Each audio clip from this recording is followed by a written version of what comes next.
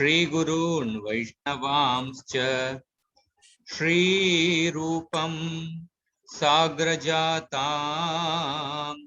सहगणा ललिता श्रीविशाखान्वितांश्च हे कृष्ण करुणा सिन्धु दीनबन्धो जगत्पते गोपेश गोपिका कांत राधा कांत नमोस्तुते तप्त कांचन गौरांगी राधे वृंदावनेश्वरी वृषभानुसुते देवी प्रणमामि हरिप्रिये वाञ्छा कल्पतरुभ्यश्च कृपा सिन्धुभ्य एव च पतितानां पावनेभ्यो वैष्णवेभ्यो नमो नमः।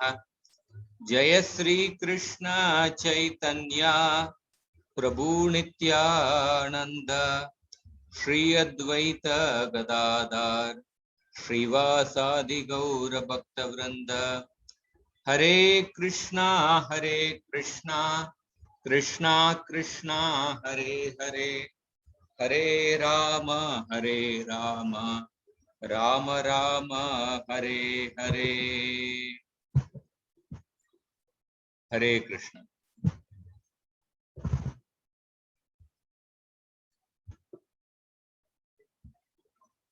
So we're discussing we will continue the discussion on the Kapila Dev's teachings to Mother Devahuti in the third canto of the Srimad Bhagavatam.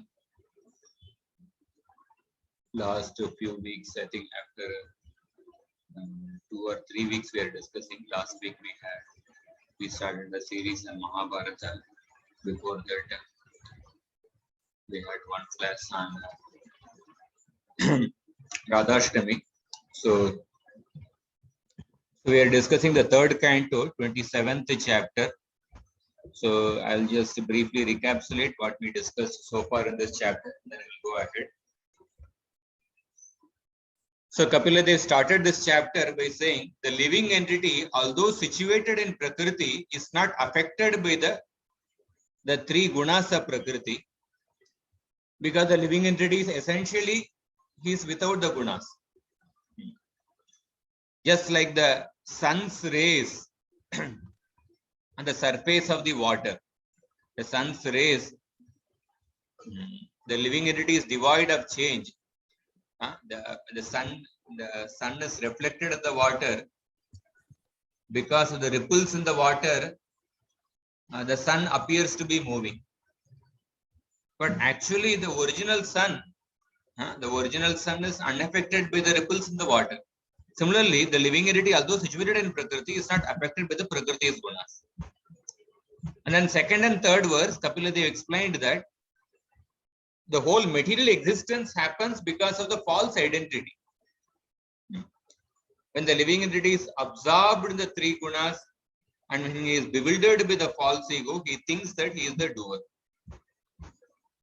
And the living entity, he actually treats the path of birth and death by faulty action arising from association with Prakriti.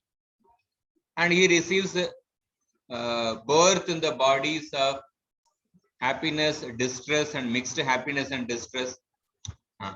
Because of the false identity, a person, the living entity, undergoes some material existence. And the material life does not stop for the living entity, because the living entity meditates on the sense objects and thinks himself to be the doer. As long as he meditates on the sense object and thinks himself to be the doer, the material existence continues for the living entity. And then the fifth verse, Kapila Dev explained that, therefore, what is the solution? What is the solution to stop the material existence? One should gradually bring the mind under control by practicing Bhakti Yoga and Ashtanga Yoga, and by developing detachment for the material life.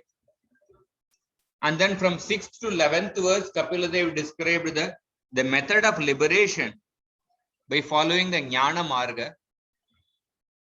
One should practice using the Ashtanga Yoga process by starting with Yama and Niyama. While hearing my glories, with the understanding that I am a real person. Sometimes the people hear about the glories of the Lord, but their inherent understanding is the personality of Godhead is unreal. But hearing the glories is a means to attain liberation. No, that is a wrong thing. One should hear the glories of the Lord with the understanding that Krishna is real. And then one should see Sarva Bhuta Samatvena. One should see all the living beings equally, without enmity, without attachment, and should observe celibacy and silence. One should perform the occupational duties as an offering to the Lord. And one should be satisfied with what comes on its own, should eat with regulation, should contemplate, live in a secluded place, and should be peaceful, friendly, compassionate, and determined. And one should not have thoughts of me and mine for his body or relatives. So we discussed, 10th to the 9th, 10th, and 11th verse. Kapila Dev explained further. Essentially, he's speaking the 6th to 11th verse. He's describing the method of liberation by following the Jnana Marga. One should see the material objects from far away. The Jnani should realize the Paramatma. The object of realization for the liberated souls, Paramatma, constantly remains in the temporary material world as an Antaryama. And then in the 12th and 13th verse, Kapila Dev explained that a reflection in the water. He explained that how the living entity can be understood, and then how the Paramatma can be understood. How the Jivatma can be understood, how the Paramatma can be understood. So he explained with an example. So suppose sun is there in the sky, but the sun is reflected in the water. And then the reflection of the sun in the water, that again the reflection of that sun in the water gets reflected in the wall in the room or wall nearby. So by seeing that reflection, by seeing that bright light in the wall, we infer the presence of the sun in the water. Oh, this bright light is coming from the sun which is seen in the water. And then when we see the sun in the water, we infer that, oh, this sun in the water is because of the sun in the sky. In this way, by Anumana Pramana, we first infer the sun in the water, and then we infer the sun in the sky. So similarly, the living entity existing with the imposition of the Ahankara, and that living entity is inferred by its reflection in the body, senses, and mind. So when we see the life in the body, when we see the consciousness in the body, we can infer the presence of the Jivatma within the body. And then from the Jivatma, we can infer the presence of the Paramatma. The Paramatma is inferred by the Jivatma who is purified by Bhakti. But to infer the presence of the Paramatma, we have to practice Bhakti Yoga and purify ourselves. Then we can actually infer the presence of the Paramatma. So we'll go to the 14th verse, start from 14th verse today.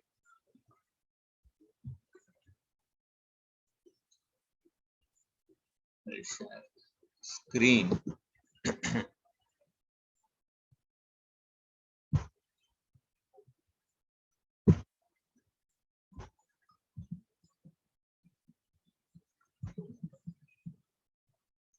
Bhuta Sukshmendriya Mano Buddhyadishvu Iha Nidraya Linesh Asati Yastatra Vinidro Nirahankriya. So Prabhupada translates that although a devotee appears to be merged in the five material elements, the objects of material enjoyment, the material senses, and material mind and intelligence, he is understood to be awake and to be freed from the false ego. So I will discuss the 14, 15, and 16 together. Manyamanas tadatmanam anashto nashtavan mrisha nashte ahankarane drashta nashta vitta ivaturaha. The living entity can vividly feel his existence as the seer, but because of the disappearance of the ego during the state of deep sleep, he falsely takes himself to be lost, like a man who has lost his fortune and feels distressed, thinking himself to be lost. 16th verse. Because these are connected, I will discuss together. Evam pratyava mrishyasa atmanam pratipadyate sahankarasya dravyasya yovasthanam anugraha. When by mature understanding one can realize his individuality, then the situation he accepts under false ego becomes manifest to him. So in these three verses, 14th verse, Kapila Dev says, Bhuta Sukshmendriya Manaha Buddhi Adishu Iha Nidraya Lineshu Asati Yastatra Vinidro Nirahankriya. Nidra means sleep. Vinidro means without sleep. Or it can mean one who remains alert. So Vinidra, the living entity who remains alert, here, alertness in, is it in terms of actually with wide open eyes? There can be people who may be very alert, very focused. They may be having the wide open eyes.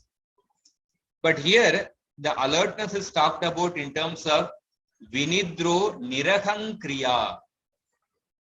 The living entity who remains alert without false ego. That means one who does not consider himself to be the doer, one who does not identify himself with the matter.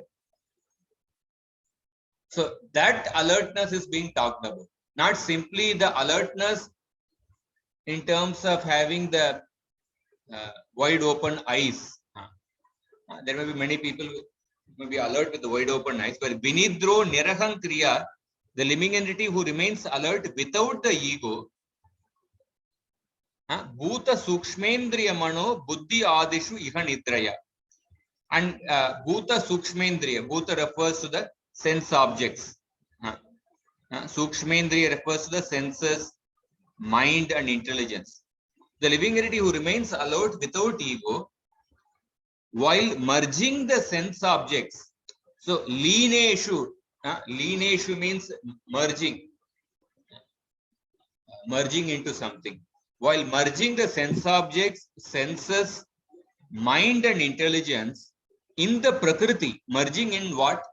Merging these things into what? In the Prakriti, by sleeping. Iha Nidraya. Because when you are asleep, when a living entity is in the deep sleep, the senses are inactive, mind is inactive, intelligence is inactive, everything is inactive. All these things are actually nonsense. That is what is explained. A person is actually, all these things are merged into Prakriti during deep sleep. So that living entity who remains alert without ego, while merging the sense objects, senses, mind and intelligence in Prakriti by sleeping. And then the 15th verse, Manyamanas tadatmanam anashto nashtavan mrisha. Anashta means the living entity is by nature is indestructible. although he is indestructible, but with the nashte ahankarane drashta, but with the destruction of the ahankara, though indestructible, with the destruction of the ahankara, he falsely thinks that he himself also has been destroyed. He falsely thinks that manyamana tadatmana. He thinks that he himself also has been destroyed. This is a false idea. So the destruction of the ahankara, one thinks that one himself also has been destroyed. And such a person, nashta vitta ivaturaha, he becomes distressed. Vitta means wealth. He becomes distressed like a person who has lost his wealth. Nashta vitta ivaturaha. The 16th verse. Evam pratyava mrishyasa. Evam pratyava amrishyasa. That means, but however, when a person carefully reflects on these matters, atmanam pratipadyate, he attains the understanding of the existence of the Atma. When a person carefully reflects, one will understand that one will understand the existence of the Atma, that Atma can never be destroyed. Atma can never be destroyed. And this Atma, sahankarasya dravyasya yo avasthanam anugraha. And this Atma is the shelter of the ahankara and the body. And anugraha, this Atma is the Lord's object of favor. Anugraha. It is the Lord's object of anugraha or favor. So, yeah, these verses seem to be little technical and philosophical. That is how this Kapila Dev's teaching on Sankhya Yoga is. But let us see Prabhupada's purpose. If you see in the 14th verse, Prabhupada talks about the concept of the liberation. So, so when we talk about the 14th verse, you see the word Leena comes. Leeneshu asati yastatra. Leeneshu means merging. So Prabhupada explains that when we talk about merging, there are some philosophers who think that at the time of liberation, the living entity merges with the supreme absolute truth. But that is a wrong idea, because the individuality of the living entity is eternally present. Even when a green bird enters a green tree and sits in the midst of the green leaves of the tree, that green bird does not merge into the green leaves. It remains separate from those green leaves. So similarly, the living entity does not get merged into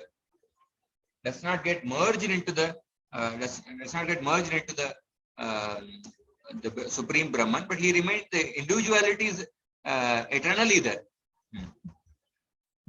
And that real individuality and that position of the Jiva is Jivera Swarupa Hoi Krishnera Nityadas.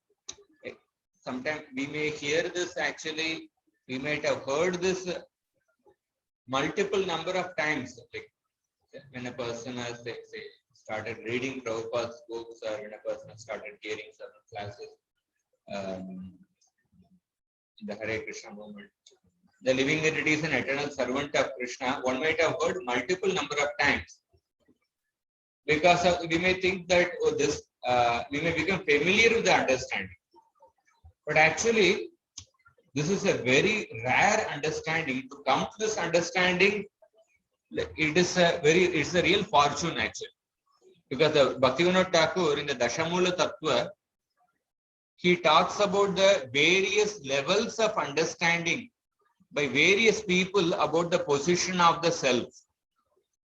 So people who are in Tamoguna, they think that the jiva is born of matter. Living entity is born of chemicals. Or the jiva is nothing but this body, which is a combination of chemicals. They say that life comes from matter. This is the idea of those who are in tamoguna. And those who are in the mixed mode of tamoguna and rajoguna, they conclude that the self, the jivatma, is different from the matter, but the jivatma is present only in the human beings. Animals, those which are lower than human beings, they don't have jivatma. Therefore, they are fit objects of human exploitation. And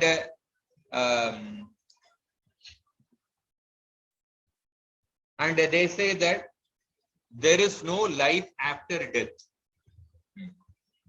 So they can't understand why some human beings are born in rich families, and they can't explain why some human beings are born in poor families. So this is the understanding of those who are in the mixture of tamoguna and rajoguna.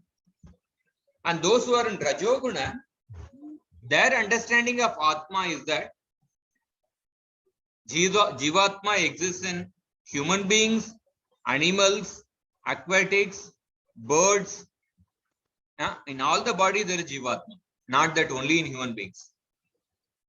But and they also understand that there is life after death. They understand the concept of reincarnation. But they don't believe in life in higher material planets.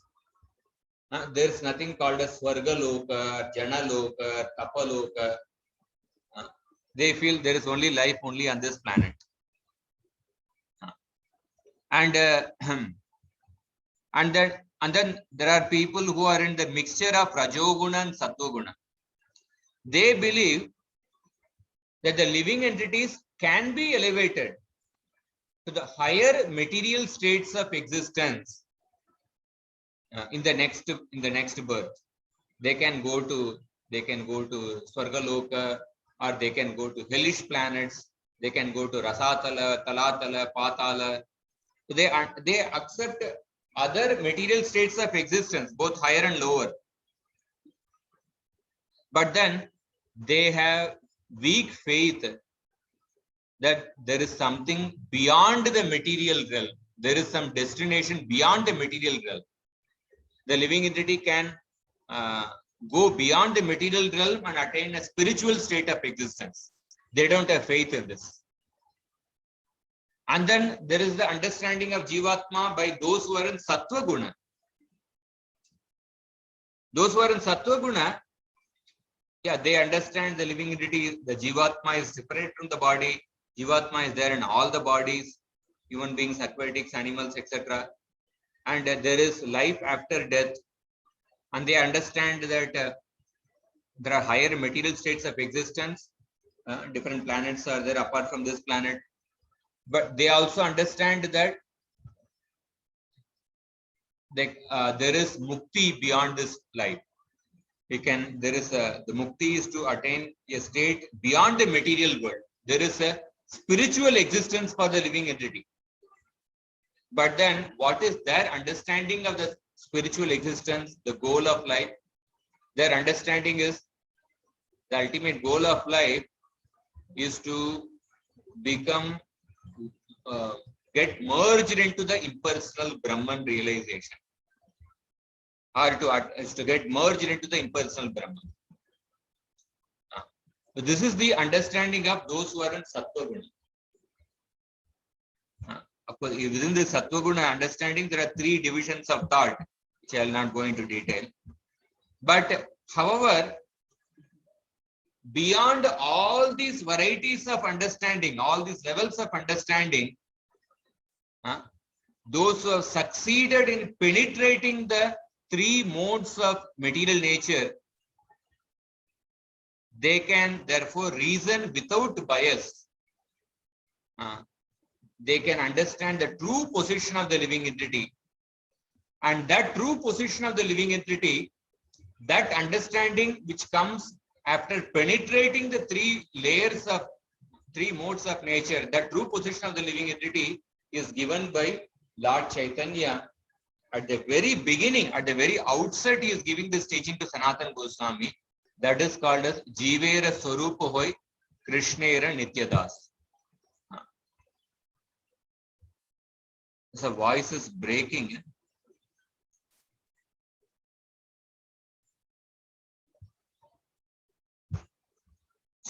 Voice is breaking. Is it all right now? Should I switch off the video?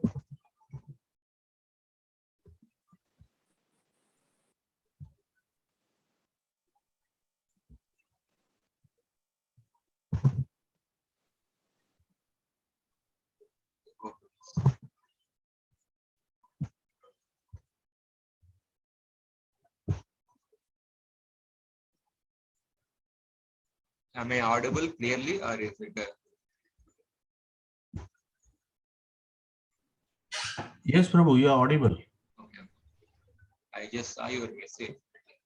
Please make this ID post. Okay. So this understanding how the actually Jiveru Swarupa Krishna Nityadas, although we might have heard so many times, but actually it is a very rare understanding, because there are various levels of understanding of the Jivatma in the three modes. So Prabhupada is explaining that in the purport. And the 15th verse purport, the 15th verse, Prabhupada says that, like, suppose a person has a lot of money, and when the money is lost, a person thinks that he himself is lost. So that is because of the identification of the wealth. Like whenever we identify with something, one gets affected when that particular, what we identify with, that undergoes a change or that it gets lost. Like a few days back, I was coming from Vrindavan to Delhi, Govardhan to Delhi. So the car was, there was a big line for actually filling some CNG petrol or something. Almost 45 minutes standing there. And then the car, about it came just near that petrol tank, about to get filled. One car was ahead. Yes, before the car, there was a auto was there. When the auto all was started, auto slightly hit the car which is behind,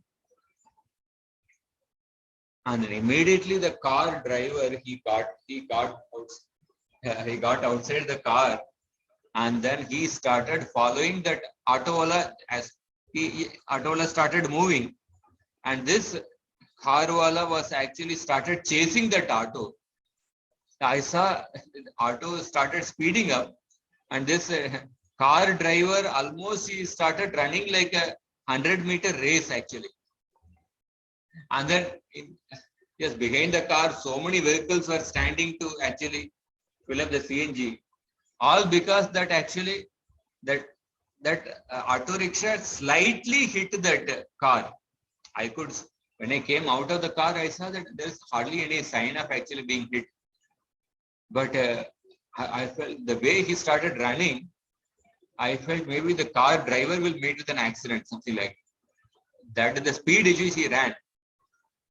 So yeah, definitely when suppose when the car gets hit by somebody or something like that, we take action. But the point is, sometimes we become too absorbed in that identification. Sometimes you might have observed the city, like some car hits another car, something, and there's a huge fight between the two drivers actually. So that is a reason that is because of the identification of the vehicle, or identification with the money, or when a person identifies oneself with the particular team, particular sports team. and when the particular team gets lost, then one, like Pakistan loses and some good important cricket match, so many TV sets are broken, or when I don't, 2007 or something, when India did not go to the even the quarterfinals or the second level in the World Cup cricket, and when the Indian team were coming back to India, so people were welcoming the Indian team with the garland of chapels. So that is because of the identification with something. Yeah, ultimate on a spiritual level, we have to identify with ourselves with the servant of Krishna. On a material level, we can identify with something which will help us to become responsible, not which will degrade us actually. It's like Krishna remains Arjuna of his different identities with his dynasty, Kaunteya, Bharata Sattama. Why is he addressing Arjuna with these names? Because this identification with a great dynasty or with being born in the land of, say, Bharatavarsha, this identification will help us to become responsible, will help us to follow the path of Dharma. So here Prabhupada explains, as soon as a person is awakened to pure knowledge of understanding that is an eternal servitor of the Lord, his own real position is revived. And then the 16th verse purport, so Prabhupada again talks about this idea of the Mayavad philosophers. So their idea is that in the ultimate issue, the individual is lost. The individuality gets lost, individuality gets destroyed. Ultimately at liberation, everybody becomes one. And there is no distinction between the knower, the knowable, and the knowledge. This is the Mayavad understanding. There is no difference between the Jnata, that is knower, Jnaya, that is knowable, and Jnana, that is knowledge. All three becomes one. But actually, if we just minutely analyze this is not a correct idea. Individuality will never get lost. So even when a person thinks that these three different principles, Jnata, Jnaya, and Jnana, even when a person thinks that these three different principles become one, they get amalgamated, they become merged into one. Even when a person thinks like that, the very concept that the three merge into one is another form of knowledge. The very idea that these three get merged into one is another form of knowledge. That means what? That means the perceiver of that knowledge still exists. So then how can a person say that knower, knowledge, and knowable have become one? So therefore, even the individual soul who is perceiving that knowledge still remains an individual. So both in the material existence and in a spiritual existence, the individuality continues. The only difference is in the quality of the identity. In the material existence also individuality is there, but the identification is with the material body.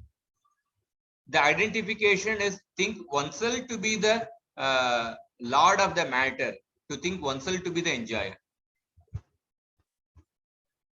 But in the spiritual existence, the individuality continues, but the identification is with the when a person thinks one is the part and parcel of the Lord and one is an eternal servant of the Lord. So one may wonder actually, like we might as we have been discussing Bhagavatam since long time, that this subject of actually say Mayavad philosophy or the difference between the individual living entity, the supreme planet, has come time and again actually repeatedly in the purport. So why these things come time and again? Why Prabhupada is repeating it again and again? One may wonder. So when Prabhupada was speaking about some Mayavad philosophers in the initial days in the West, so some of the American people who were coming, they thought that Prabhupada had he's having some fight with certain people in India. He's having certain enmity with certain people in India. उनके प्रति जो गुस्सा है उसको प्रभुपाद इधर हमारे इधर निकाल रहे हैं ऐसा. Prabhupada is releasing that anger towards certain people in India. He's releasing that anger here. Some people thought like that. No, Prabhupada is speaking about the disease of Mayavad. So to think that the living entity becomes one with the Supreme Lord, absolutely, quantitatively also, that is a very grave mistake. Like for example, somebody is in a real estate business. Say, I'll give an example related to Bombay. Somebody is in a real estate business in Bombay.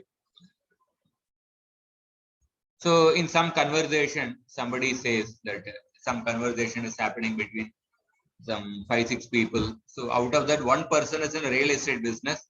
Somebody else is a doctor. Somebody is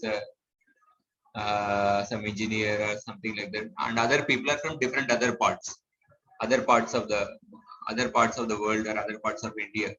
And this one person is in real estate business from Bombay. So in that conversation, somebody says that, yeah, flat, yeah, 500 square meter, 500 square feet, 1 BHK flat in Nalasopara, and 5,000 square feet apartment in Malabar Hills, both are same. Suppose somebody makes a statement like that. So then the other people who are not from Bombay, who are not in the real estate business, for them, they will not go delve into this statement. But for a person who is doing real estate business in Bombay, he will think that this person has committed a Maha real estate aparad. He's committed a Maha real estate aparad. How can he say that 500 square feet flat in a chal in Nalasopara is actually on the same position as a 5,000 square feet apartment in Malabar Hill? And that real estate person will become angry, and he will actually give a good bashing to him. But other people, for them, they will feel that why this, because they are not from that field, they are not from Bombay, they will not actually understand the gross mistake of this person. Or another, let me give another example. Say suppose, so in that conversation, some automobile industry, somebody is working in the automobile industry is also there. One person is saying that, yeah, Ambassador car and Bugatti low Noir car, both are same. Or Ambassador car and a Lamborghini or a Rolls Royce, both are same. So those who are not from the automobile industry, those who are not familiar with the cars, and they will not pay so much of attention to the statement because they don't know anything about all these brands. But those who are into the automobile industry, those who are familiar with the different car models available, they will feel that this person has committed a big Maha Aparad to the automobiles. Because if you know what is the cost of the Rolls Royce car, Rolls Royce boat tail, this model costs $28 million. And what is the cost of an Ambassador? Bugatti it costs $18.7 million. And when if you say ambassador car and the Bugatti is same, it is a big aparad actually. It's a big aparad because the person of the ambassador, the automobile industry, he knows actually the different car, this thing, different car models. So similarly, for a person who is actually who is conversant to the Shastra, truly, for a person who is conversant to the truths of Jivatma, Paramatma, who knows the glories of Paramatma, who knows the position of the Supreme Lord, such a person, when he hears this statement, Jivatma becomes one with the Paramatma. Jivatma is equal to Paramatma, ultimate in the completely in all respects. For him, it is a very big aparad. It's a very big aparad. It will be like millions of times a greater aparad than saying that ambassador car is equal to the Lamborghini or Rolls Royce or Bugatti car. So you can say that the apartment in the Nala Sapara and the apartment in the Malabar Hill, both are qualitatively same. That is also a house for a person to stay. This is also a house for a person to stay.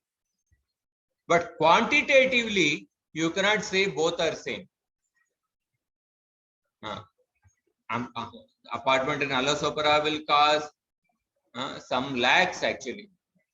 But apartment in Malabar Hill will be costing in several crores. Ambassador car and Lamborghini car or a Rolls Royce car, both are they're qualitatively same. All are cars, and they are used to transport people from one place to another place. But quantitatively, there is an ambassador car. What is the rate actually? You may not even get the new ambassador car. Everything is actually old model, but only in some second tier, 3-tier cities. Even there also you hardly find ambassador car nowadays. And so there's a big variety, a big difference between them. So therefore, to only talk about the qualitative oneness of the Jivatma with the Paramatma, but not talking about the quantitative difference between the Jivatma and Paramatma, that is a very big mistake. That's what Prabhupada is saying, that the idea that in the liberation, the knower, the knowable, and the knowledge, all of them get merged. This is a wrong idea. This is a wrong idea. So, so Vishwanath Chakravarti explains in his purport.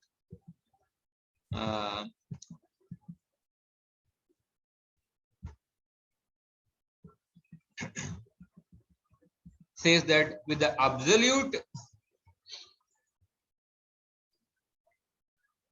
the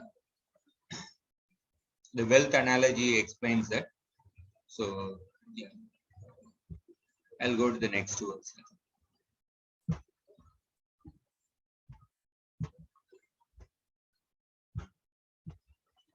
17th verse.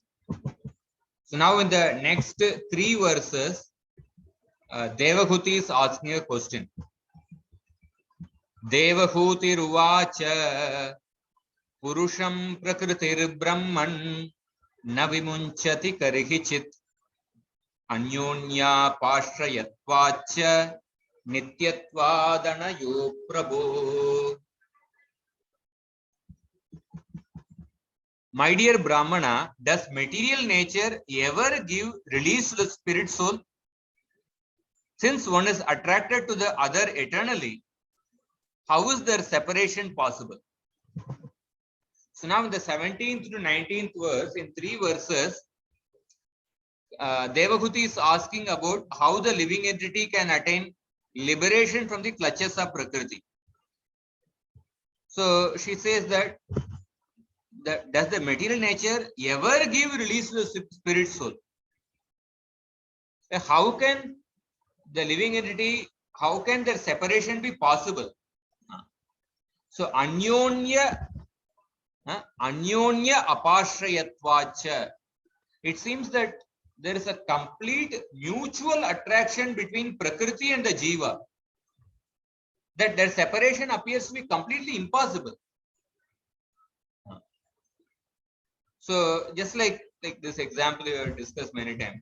Suppose chapati atta is made. The chapati atta you add water, you add salt, everything. But after the atta is made, if can a person, if you are told that okay, now you separate the salt, chapati atta and the water, it will appear practically impossible actually.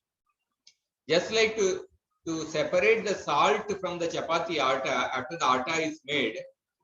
Similarly, Devahuti is saying that can the separation of the Jivatma from Prakriti be possible? Does the Prakriti ever give release to the Jiva? Or after the lemon rice is made, if you are told, okay, remove the lemon which is sprinkled on the lemon rice is completely ready. We are told now you remove the lemon from the rice. It's a practically an impossible task. That is how impossible the separation of Prakriti from the Jiva. The separation of Prakriti from the Jiva, that is what liberation is. Liberation from matter. Liberation means liberation from the material existence. Liberation from the Prakriti, which is composed of which is composed of this body, mind, senses, and intelligence. But on a practical, this one it appears practically impossible. Just like to separate salt from the chapati atta is impossible actually. So, Prabhupada explains that although one may understand that the spirit, soul, and the matter are different, but their actual separation is not possible either by philosophical speculation or by proper understanding. And the spirit soul is the marginal potency of the Supreme Lord, and the matter is the external potency of the Lord. But the two eternal potencies have somehow or other been combined, and since it is so difficult to separate one from the other, how is it possible for the individual soul to become liberated? So by practical experience, one can see that when the soul is separated from the body has no real existence. And when the body is separated from the soul, one cannot perceive the existence of the soul. So as long as the soul and body are combined, we can understand that there is life. But when they are separated, there is no manifested existence of the body or the soul. And therefore, Devahuti is asking this question: can the separation be actually possible? The separation of the soul from the body, is it possible? So, on the next verse, she is actually elaborating this question further in the next verse. Yata gandasya bhumescha nabhavo vyatirekatah apam rasasya chayata tatha buddhe parasya cha. She gives two analogies here. Just like there is no separate existence of the earth and its aroma,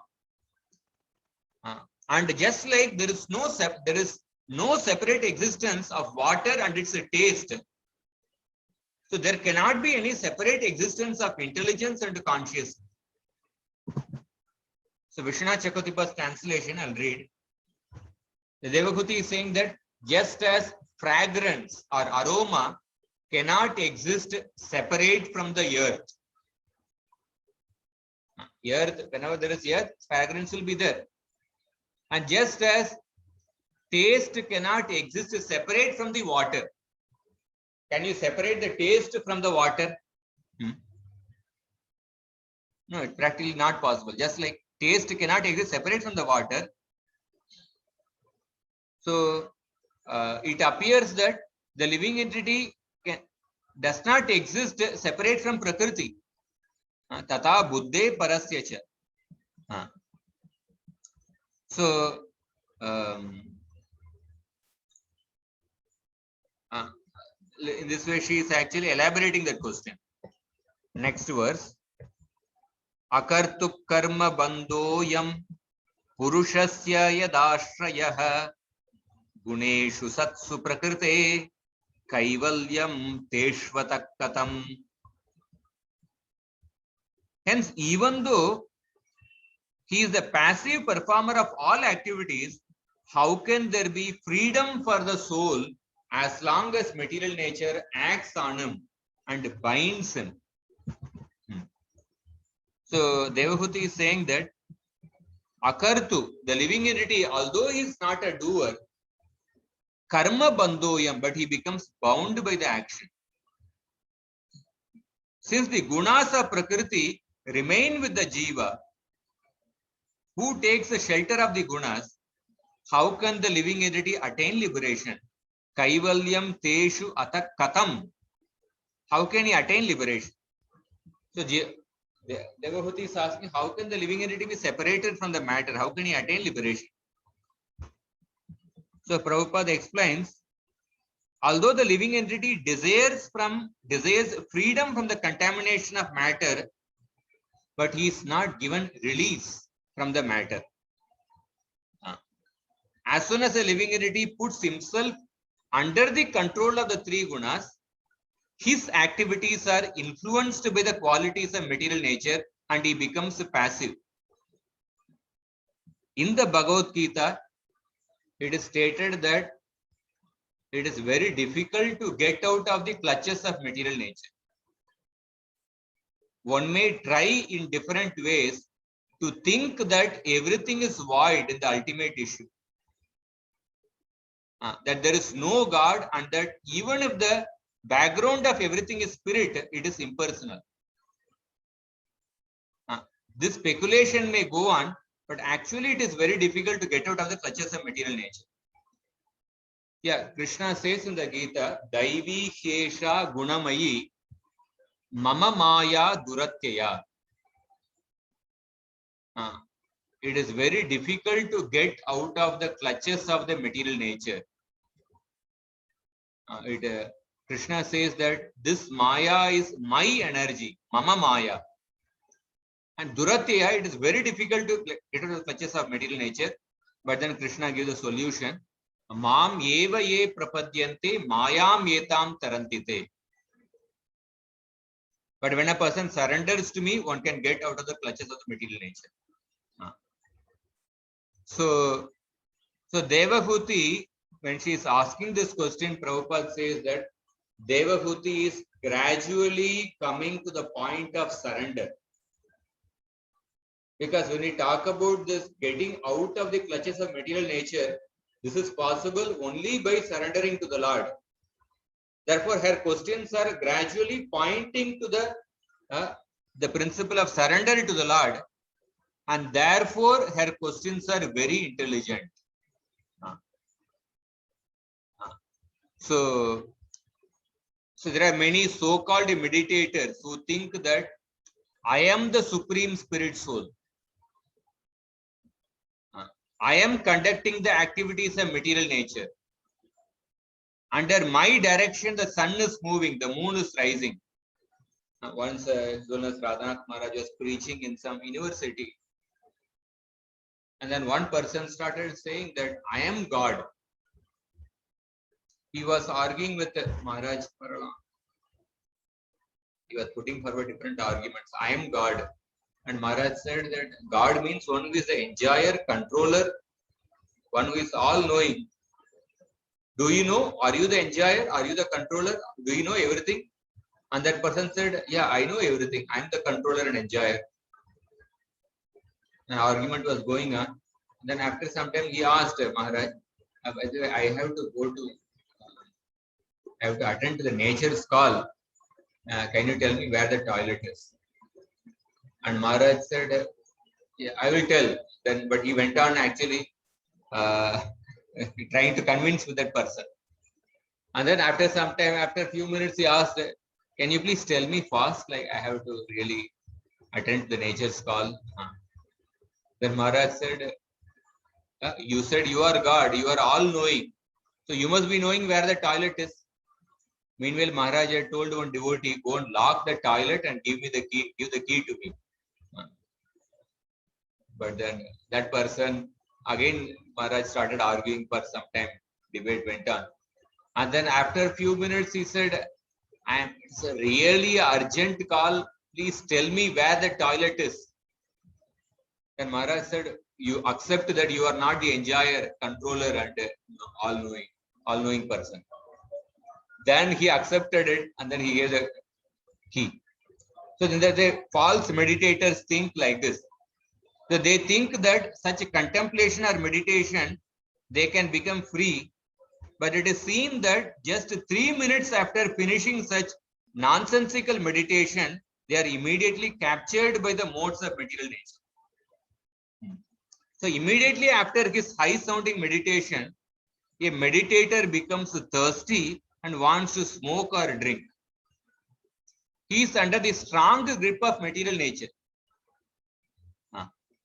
So therefore, the question of Devahuti for such a person who falsely claims that he is everything, that ultimately everything is void, and there are no sinful or pious activities, the question of Devahuti is for such people. And all these ideas are atheistic inventions. So actually, unless a living entity surrenders unto the Supreme Lord, there is no liberation from the clutches of Maya. So I'll stop with this last verse, just for continuity's sake. Kvachit tattvam tattvamarshena nivrittam bayamulbanam anivritta nimittatvat puna pratyavatishtate. Even if the great fear of bondage is avoided by mental speculation and the inquiry into the fundamental principles, it may still appear again, since its cause has not ceased. Very profound verse. So sometimes a person's material existence can get destroyed by the process of enumerating the elements or by speculation. But again, the fear returns to the living entity because the person has not destroyed the cause of the material existence. Punaha pratyavatishtate. Just like when you are treating the disease, the treating of the disease may involve a very difficult process, very tedious process.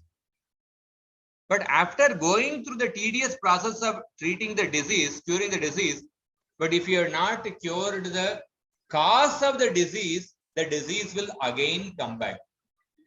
Sometimes people go through the multiple stages of chemotherapy and they come out of the cancer, but after a few months, the cancer returns to the person. The cancer appears again. And this is what Devahuti is saying. Sometimes a person, by speculation or by enumerating the different elements, the samsara may appear to get destroyed. Material existence may appear to get destroyed. But the fear returns again because of not destroying the samsara's cause. So therefore, Prabhupada explains, one may, Devahuti intelligently says, one may theoretically analyze and say that by knowledge he has become freed. But actually, as long as the cause exists, he is not free. As long as the cause exists, he is not free. So, therefore, the cause has to be destroyed. What is the root cause of the material existence? The avidya has to be destroyed. As Rupa Goswami says that there are 3 causes of suffering: papa, bija, and avidya. So avidya is the root cause of suffering. That avidya has to be destroyed. So Gita says that after performing such speculative activities for many births, when one actually comes to the real consciousness and surrenders to the Lord, then the fulfillment of the research of his knowledge is actually achieved. Therefore, there is a gulf of difference between theoretical freedom and actual freedom from material bondage. A person may attain theoretical freedom from material bondage by counting the number of elements. But the actual freedom from material bondage happens only when a person actually surrenders to the Lord. And that is what Brahmaji says. Shreya Shritim Bhakti Mudasya Te Vibhu Klishyanti Ye Kevala Bodha Labdaye. He says that a person may follow the path of Jnana Marga and speculate. But if a person is without bhakti, then simply that act of speculation is like a labor where a person is beating the paddy which does not have grains, or beating the empty husk of grain. When you actually beat empty husk of grain, ultimately you don't get the grains, you simply get exhausted with no fruits. So similarly, when a person practices Jnana Marga without bhakti, one may speculate without bhakti. When a person practices Jnana Marga, ultimately he becomes exhausted and he doesn't get the desired result. One again becomes overcome by fear, and then the material existence returns. In this way, Devahuti is asking these questions and about how the living entity can attain liberation, and Kapila Dev will answer the questions in the last section of this chapter, and we will see in the next class. So I'll stop here. Anybody has any questions? Sharing.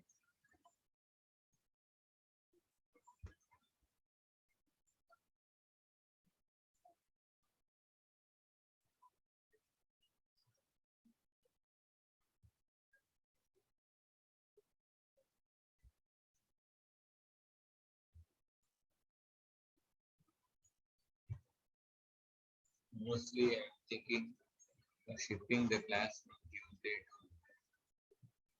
Wednesday, Monday, and let you know from next class.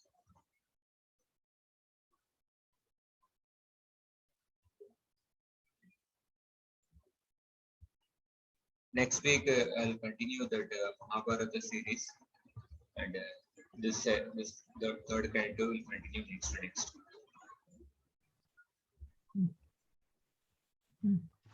Hare Krishna Prabhuji. Very good. Nitya Krishna Das. Yes, sir.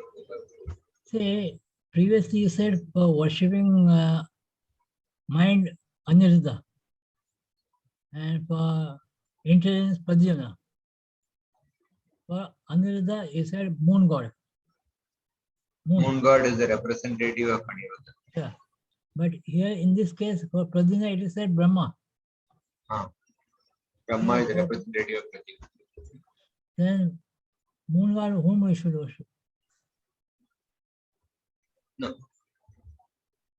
Moon god is the representative of Aniruddha. Brahma is the representative of Pradyumna.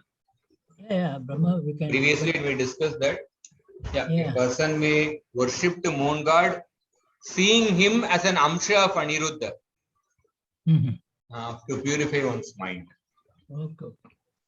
A person may worship Brahma, seeing Brahma as a representative of Pradyumna to purify one's intelligence.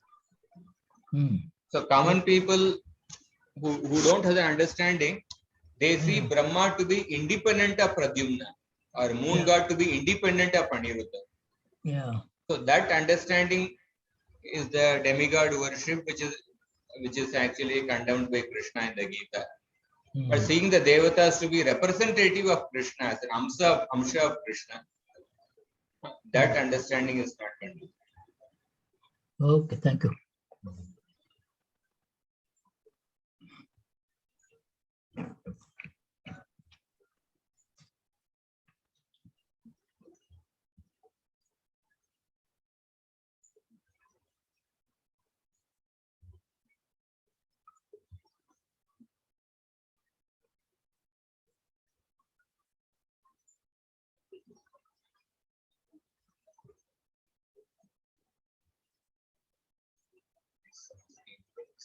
Class at 8 o'clock.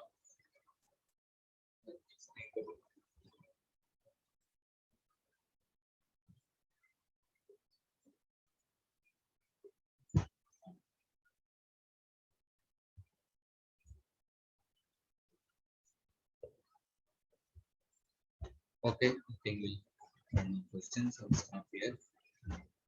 Thank you for your patient attention. ग्रंथराज Shrimad Bhagavatam की जय, श्री कृष्ण की जय, गौर भक्तवृंद की जय। Okay.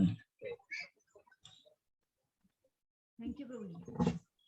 Thank you, Prabhuji. Hare Krishna. Hari बोल. Thank you प्रभु. Thank you प्रभु. हरे दंडवत प्रणाम. हरे कृष्णा.